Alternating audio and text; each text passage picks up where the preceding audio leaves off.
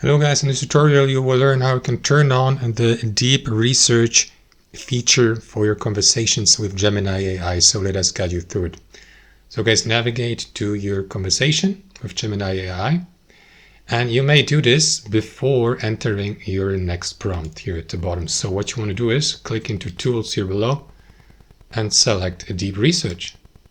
And after that, Gemini AI will ask you to start a new chat, because this tool will basically start a new chat. So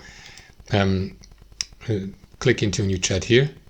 And after that, the deep research feature will be enabled for a new prompt. So enter it here. And if you'd like to turn it off, simply click into it here or select that X button.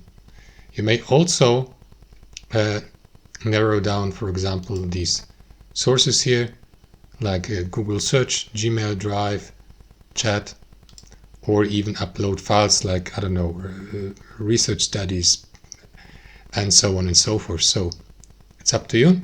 That's how I do it, guys. Once you're ready, simply press enter to send your prompt using the deep research feature. That's it. Thanks for watching, and I'll see you next time.